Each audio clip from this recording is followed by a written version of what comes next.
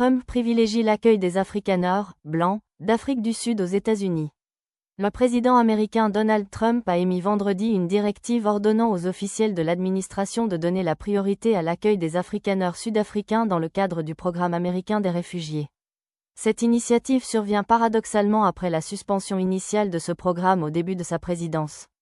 Dans une ordonnance exécutive, M. Trump met en cause le gouvernement sud-africain pour discrimination envers les Afrikaners, une communauté ethnique issue principalement de l'immigration européenne, particulièrement néerlandaise, établie en Afrique du Sud depuis le XVIIe siècle.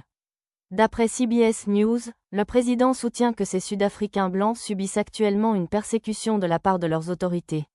L'ordonnance fait référence à une loi sud-africaine contestée sur la réforme agraire, que certains conservateurs américains, dont le magnat Elon Musk, natif d'Afrique du Sud, interprètent comme une expropriation raciale des propriétés des Blancs.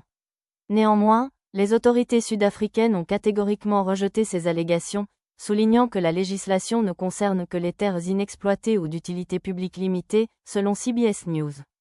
Dans son ordonnance, M. Trump a instruit le secrétaire d'État Marco Rubio et la secrétaire à la sécurité intérieure Kristi Noem de prioriser l'assistance humanitaire, incluant l'admission et la réinstallation via le programme américain des réfugiés, pour les Afrikaners victimes de discrimination en Afrique du Sud, CBS News. Toutefois, l'exécution de cette directive reste floue, l'administration Trump ayant antérieurement gelé l'accueil des réfugiés, considérant leur venue comme un fardeau pour les communautés américaines. Le programme américain des réfugiés est historiquement structuré pour offrir une protection aux individus qui fuient des persécutions basées sur leur identité ethnique, leurs croyances religieuses, leurs convictions politiques ou d'autres critères spécifiques. Selon les informations rapportées par CBS News, une proportion significative des réfugiés accueillis sur le sol américain sont originaires de zones marquées par des conflits, particulièrement en Afrique et en Asie. Dans le cadre de cette nouvelle orientation migratoire, le président Trump a gelé l'ensemble des aides financières destinées à l'Afrique du Sud jusqu'à l'abrogation de la loi sur la réforme foncière.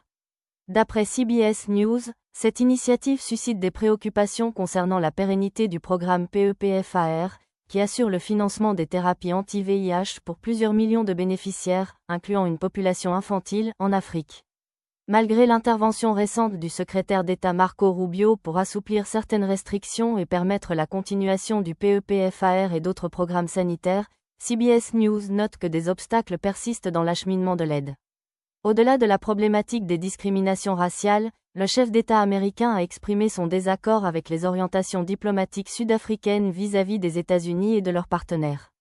Il a notamment critiqué l'action juridique intentée par Pretoria auprès de la Cour internationale de justice, accusant Israël de génocide à l'encontre du peuple palestinien.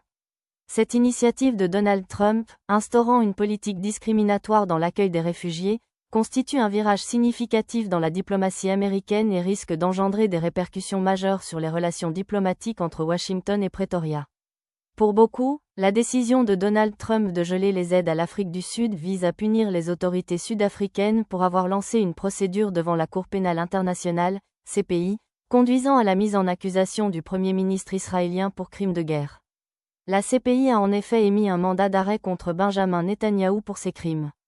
Selon les autorités du Hamas, près de 45 000 Palestiniens ont été tués par Israël dans le cadre de son offensive contre le Hamas, déclenchée après l'attaque du 7 octobre 2023, qui a causé la mort de plus de 1200 personnes en Israël, selon le gouvernement israélien.